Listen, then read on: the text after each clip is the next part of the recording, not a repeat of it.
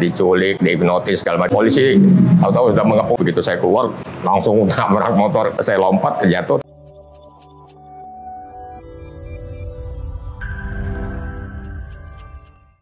Bismillahirrahmanirrahim.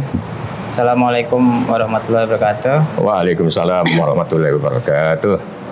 Dengan Pak Yusman. Iya, siap. Kami dari Yayasan Baitul Maqdis.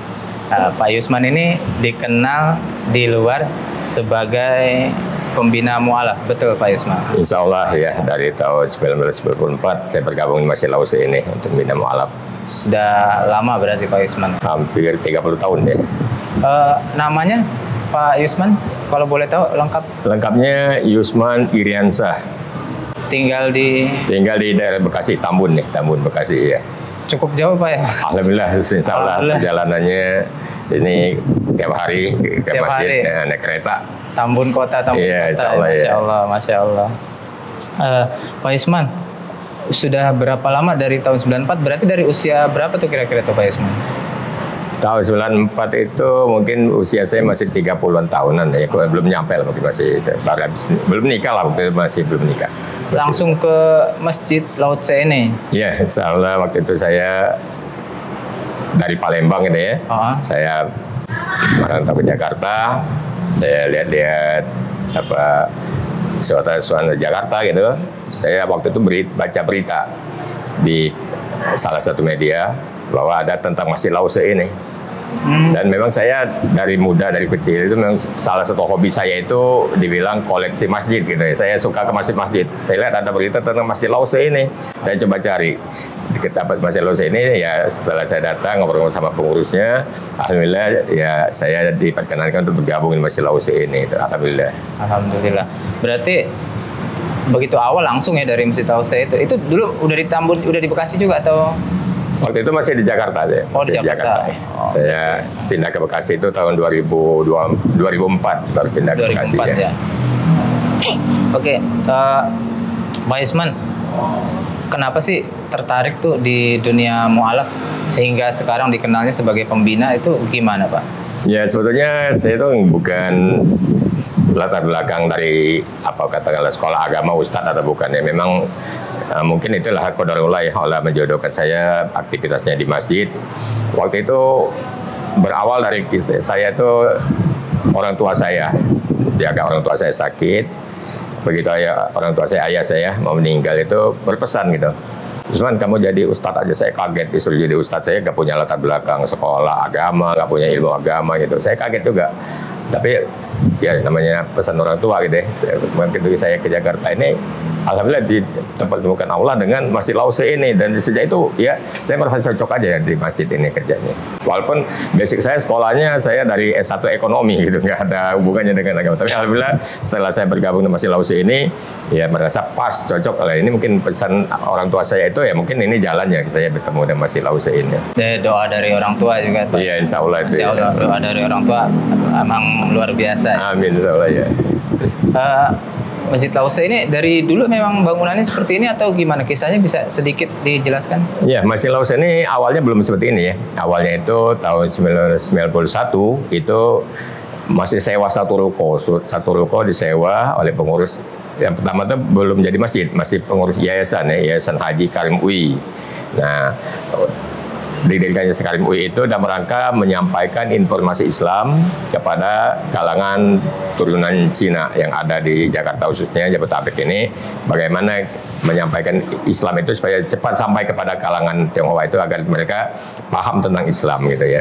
Didirikanlah Masjid Yayasan Karim UI di tengah-tengah lingkungannya pecinan namanya ini, didirikanlah itu supaya memudahkan saudara kita dari keturunan Cina itu untuk tahu tentang Islam, untuk diskusi, bertanya tentang Islam, dan bahkan mungkin sudah punya niat, punya dapat hidayah gitu untuk menjadi mu'alaf. Nah, mereka lebih mudah untuk datang menyampaikan keinginan mereka untuk jadi muslim itu di Masjid Lause ini. Waktu itu sewa satu ruko. Setelah dalam perjalanannya itu ya pemilik rukonya menawarkan kepada pengurus supaya dibeli gitu ruko ini. Jadi kalau ke status masjid sewa kan agak rawan juga ya, namanya sewa. Kalau nggak diperpanjang sewanya tamat juga riwayat masjidnya gitu ya. Tapi alhamdulillah pengurusnya menawarkan supaya dibeli, pengurus mencari donatur untuk beli ruko ini waktu itu awalnya. Singkat cerita itu dapatlah waktu itu membeli ruko ini lewat Bapak B.J. Habibie. Lewat Pak B.J. Habibie membeli ruko ini, diwakafkan, dihibahkan kepada Yayasan Haji Karim UI untuk dijadikan masjid ini. Itu seperti itu. Dan dalam rangka kita menyampaikan informasi Islam ke kalangan Tionghoa tadi di sini.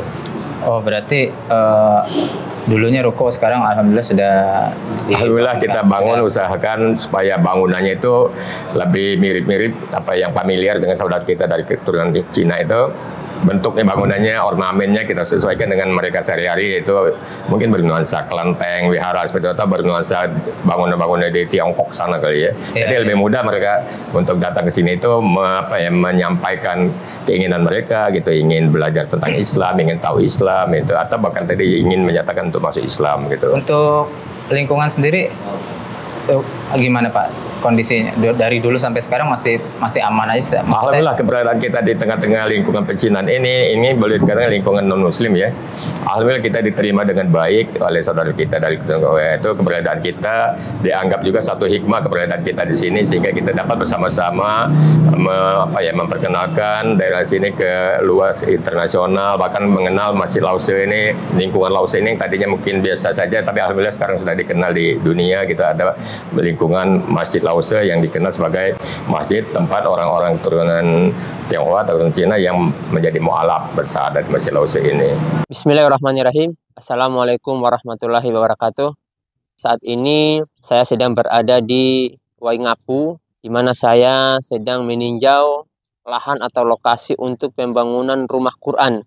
Karena sesungguhnya di Waingapu ini kurang lebih 70-80% itu kaum muslimin di sini ini tidak bisa membaca Al-Quran.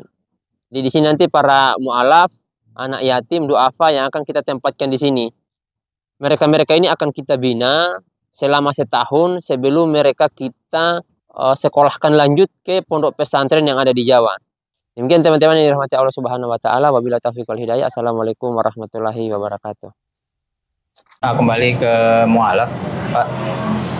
Kira-kira seingat antum nih, udah berapa yang mu'alaf di sini, yang antum tangani? Yang langsung di sini mu'alaf di sini itu mungkin ada 1.800-an ya udah ya, yang langsung di sini ya. Karena kita itu ada dua termin lah katakanlah kita melayani pengislaman di sini. Pertama sejak berdiri tahun 1991 sampai 1996 kita belum melayani pengislaman di sini. Mereka yang ingin masuk Islam di sini, biasanya kita rekomendasikan aja ke Masjid Istiqlal, Masjid Sunda Kelapa, atau Masjid Al-Azhar. Pokoknya masjid besar kita rekomendasikan. Tapi karena banyaknya permintaan saudara kita yang ingin bersahadat melalui Masjid Lause, nah barulah dari tahun 1997, barulah kita melayani pengislaman di sini. Oh, gitu. Itu insya Allah kalau kita total mungkin sudah ada 2.000-an ya. Dan itu sebagian besarnya itu dari kalangan Tionghoa yang masuk Islam di Masjid Lause ini. Tionghoa gitu. Selain itu yang maksudnya ada dari luar negeri atau gimana? Alhamdulillah ya ada juga di samping dari keturunan Tionghoa yang ada di sekitar Jabodetabek ini, bahkan juga ada dari negeri Tiongkok sana yang sengaja datang ke Jakarta ke Masjid Lause ini bersaudara. Ada juga dari Eropa, dari Jerman, dari Perancis, dari Amerika, dari Jepang, Vietnam, India itu ada. Itu dari luar negeri juga banyak bersahadat di sini. Datang ke sini. Iya, ada yang sengaja datang ke sini untuk bersahadat di Masjid Lause ini dari luar negeri sana. Oh, itu tahu informasi dari mana tuh, Pak? Biasanya ada temannya di sini, ada gitu. Temannya melalui temannya kasih tahu kalau itu datang ke Masjid Lause. Ada kebetulan mereka berkunjung ke Masjid Lause langsung menyampaikan ingin masuk Islam di Masjid Lause. Bukan dari media-media? Mungkin juga bisa juga karena kita Masjid Lause ini sudah banyak yang meliput ya, media internasional juga banyak yang datang meliput ke sini ya. Jadi sudah sangat dikenal di luar itu tentang Masjid Lause ini. Oke, berarti tadi sampai orang luar negeri juga informasi itu sampai ya? Alhamdulillah ya. Kemudian saya juga dengar Masjid Lause ini mengeluarkan tadi buku fikih untuk mu'alaf ya. Iya, pendekatan kita pada mu'alaf itu kan mesti sesuai dengan karakter mu'alaf ya kita pendekatannya. Jadi kita nggak bisa langsung berdakwah saklek gitu kan. Nah, sehingga kita butuhkan suatu pegangan bagaimana kita menyampaikan tentang Islam, bagaimana supaya mu'alaf itu semakin mantap keimanannya dan juga dia bertahap berproses untuk menjadi muslim yang kafah itu. Nah, saya waktu itu dalam pertemuan diundang dalam forum diskusi, kelompok diskusi dari Basnas dan dihadirin berbagai ormas Islam dari MUI, saya mengusulkan waktu itu supaya dibuatkan fikih mu'alaf, buku fikih mu'alaf. Alhamdulillah waktu itu melalui Bapak Kiai Khalil Nafis menyanggupin dan melalui Basnas fasilitasinya dibuatlah buku itu. Mungkin nggak sampai 1 tahun terbitlah buku itu tentang fikih mu'alaf. Itu jadi punya pegangan untuk kita pembinaan mu'alaf, bagaimana cara kita berdakwah kepada mu'alaf-mu'alaf kita yang baru masuk Islam atau kepada mereka yang belum bersyahadat tapi sudah punya kecenderungan ingin menjadi orang Muslim gitu. Oh, berarti untuk buku-buku tersebut untuk yang dipegang untuk yang membinanya gitu ya? Betul. Kalau untuk si orangnya sendiri yang mualaf ada buku panduan atau gimana Pak? Ya itu di fikih mualaf itu mencakup juga ada untuk mualafnya juga, bagaimana dia berproses, bagaimana dia mengerjakan sholat, berproses mungkin baru awalnya bagaimana, itu insya Allah di buku fikih mualaf itu ada gitu yang untuk pegangan untuk mualafnya juga. Oh gitu benar. Nah, mengingat Bapak sudah kurang lebih 30 tahun hampir ya? 30 tahun ya. 30 tahun itu nih kita masuk ke bagian yang seru nih, biasanya suka duka itu ada nggak Pak? Yang paling menurut Bapak yang paling manis atau yang paling teringat lah, atau yang paling buruk atau yang paling intinya paling teringat itu ada nggak Pak? Ya alhamdulillah selama saya di sini itu sering kita menemukan hal-hal yang merupakan tantangan bagi kita ya untuk memantapkan istiqomahnya kita itu ya berdakwah. Semakin ada tantangan semakin kita mantap untuk istiqomah berdakwah itu. Alhamdulillah saya di sini ada beberapa kali yang mengalami katakanlah persekusi atau mungkin kriminalisasi lah gitu ya, benar. Kita mau bersyahadat tiba-tiba datang satu regu polisi atau apalah dari kepolisian mendatangi kita karena dapat laporan bahwa ada anaknya diculik, dihipnotis segala macam, dibawa ke Masjid Lause gitu. Nah dengan spontan polisi tahu-tahu sudah mengepung kita, sudah datang ke sini. Tapi begitu kita dialog baik-baik, kita ajak melihat langsung anaknya, kondisi anaknya bagaimana, apakah benar ya, seperti tuduhannya tadi dihipnotis atau diculik, itu kita pertemukan langsung. Ternyata setelah berdialog yang dengan baik-baik nggak ada masalah gitu ya, itu seperti itu. Atau juga kita didatangi oleh keluarganya yang tidak terima anaknya atau saudaranya yang menjadi Muslim, kita sering juga menghadapi itu.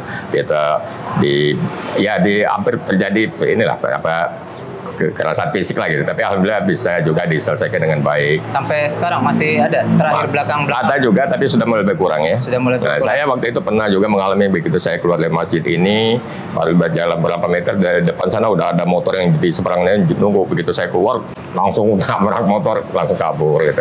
Ketabrak, sempat ketabrak? Sempat ketabrak, sempat jatuh, tapi saya lompat kejatuh, tapi motornya langsung kabur. Itu jadi kita alami hal yang itu bagi saya sangat-sangat tantangan supaya kita lebih mantap istiqomah dalam berdakwah itu. Nah, tapi kalau dalam pelayanan tentang mu'alafnya ada rasa kepuasan kita. Misalnya saya pendamping satu keluarga yang bersahadat ya, ada yang tadinya sangat menentang tentang Islam, tapi bisa kita sampaikan dengan baik cara Islam itu bagaimana, yang tadi bisa meluruskan pandangan-pandangan mereka yang belum pas tentang Islam, kita sampaikan sehingga mereka dapat hidayah berubah menjadi Muslim. Itu sering kita temukan seperti itu.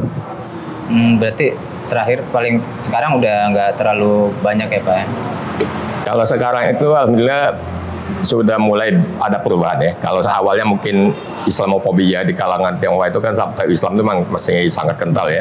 Belakangan ini alhamdulillah sudah berubah ya. Sudah semakin paham mereka tentang Islam itu. Karena mudahnya informasi ya, didapat. Jadi mereka sangat sekarang ini sangat sudah bisa bertoleransi kalau keluarganya bisa menjadi Muslim, menjadi mu'alaf itu diantar bahkan oleh keluarganya yang mungkin orang tuanya, saudaranya atau sahabat-sahabatnya yang bermuslim mengantarkan yang saudaranya ingin bersyahadat itu. Kalau sebelumnya kan kita sering mendengar mereka masuk Islam sembunyi-sembunyi gitu ya. Ada hal-hal yang belum bisa ditampilkan apa adanya mereka seorang Muslim ya. Nah, tapi belakangan ini sudah banyak keluarganya yang mengantarkan anaknya atau saudaranya yang ingin bersyahadat menjadi orang Muslim. Bahkan dipesankan tolong Pak dibina dengan baik supaya dia Islamnya benar-benar Islam. Alhamdulillah seperti itu. Alhamdulillah. Nah, cuma kita yang masih suka temukan itu mu'alaf kita itu kalau misalnya meninggal dunia. Nah itu biasanya keluarganya itu ada yang ingin memberikan pelayanan penguburannya itu atau pemakamannya itu dengan cara yang belum Islam karena mereka merasa masih keluarga mereka gitu ya. Nah tapi setelah kita tahu biasanya dengan adanya mu'alaf kita yang dalam keadaan yang akan diperlakukan secara enggak Islam, pelayanan pemakamannya kita mencoba mengambil kembali jenazahnya itu kita akan urus secara Islam. Nah itu biasanya melalui perdebatan, pokoknya ada satu hal perjuangan lah kita untuk kembali mendapatkan jenazah mu'alaf kita itu. Oh, sekarang justru malah yang berjuangnya ketika ada mu'alaf meninggal itu ya? Biasanya itu, oleh karena itu kita berpesan pada mu'alaf kita tuh, begitu mereka bersyahadat menjadi muslim, supaya mereka mengganti identitasnya. KTP-nya tadinya non-muslim supaya diganti menjadi Islam. Karena itu hambatan kita di situ. Kalau mereka identitasnya belum Islam, kita suka kalah kalau dalam perdebatan untuk mengambil jenazahnya itu. Karena mereka punya dokumen yang kuat bahwa KTP-nya belum Islam gitu ya. Sehingga kita berikan piagam pada mu'alaf itu untuk mengganti identitas agama di KTP-nya. Dengan piagam itulah mereka bisa mengganti KTP, piagam di KTP-nya itu menjadi agama Islam. Tapi alhamdulillah kemarin dengan kasus tersebut, alhamdulillah malah dengan cara Islam ya, sudah banyak. Ya, sering kita layani cara Islam itu. Kita dapat informasi ada saudara kita yang akan diperlakukan cara non-Islam itu, kita akan berusaha berdialog lah mengambil kembali jenazah itu dan akan kita urus secara Islam pemakamannya gitu. Berarti memang pembinaan ini yang diurusin oleh Pak Yusman tidak sekedar orang masuk Islam, tapi ketika masuk kuburan. Ya betul. Jadi para Islam sebelum dia masuk Islam kita diskusi, kita berdialog bagaimana tentang Islam, sampaikan dengan Islam yang rahmatan lil alamin itu bagaimana kita sampaikan. Setelah itu dia bersyahadat kita bimbing, setelah dia menjadi muslim kita bina, paling tidak mereka bisa sholat ya. Nah setelah itu tadi sampai mereka meninggal pun kadang-kadang masih perjuangan kita belum selesai, masih kita lanjutkan perjuangan sampai ini meninggal itu. Ya, intinya dari start sampai finish ya. Sampai insya Allah dari awal. Jadi ya. Saya jadi penasaran nih Pak. Bapak melalui banyak proses tersebut ya, entah intimidasi dan lobby-lobby dan lain-lain, itu Bapak doanya apa sih Pak? Ya kita la haula wala quwwata illa billah ya, kita lillahi ta'ala, kita di jalan Allah dan kita bersandar daripada Allah ya. Insya Allah melindungi kita, Allah memudahkan semua urusan kita karena niat kita tadi lillahi ta'ala, kita mengharapkan ini menjadi ladang amal jariah kita ya. Insya Allah akan memudahkan aja urusannya kita ya. Kalau untuk keluarga sendiri ada yang nerusin dakwah Bapak ini atau belum ada nih, masih batu saya nih yang masih berkecimpung di bidang saudara-saudara gitu. Belum ada yang berkecimpung dalam kegiatan agama ini. Oh, Masya Allah.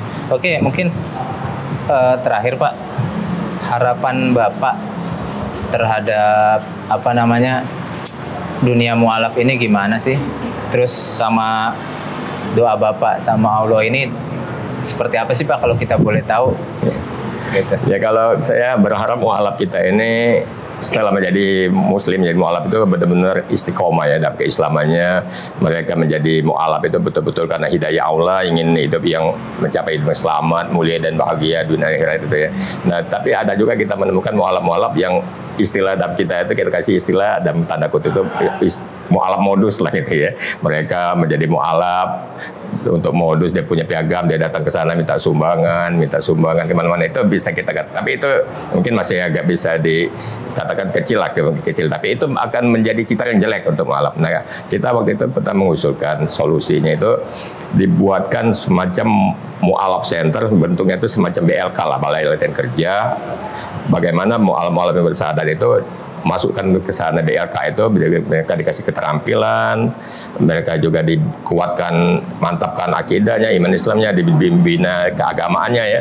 Nah begitu mereka keluar dari itu mu'alaf center BLK itu, mereka bisa mandiri gitu. Jadi nggak perlu mereka minta sana minta sini, tapi mereka punya keterampilan. Nah kita harap seperti itu ada mungkin melalui ya donatur atau orang-orang kaya yang bisa bersedekah mendirikan itu tempat-tempat pembinaan mu'alaf yang baru masukin semacam mu'alaf centernya atau balai latihan kerja mu'alaf gitu, supaya mu'alaf tadi tidak kesana kemari minta-minta sumbangan seperti itu.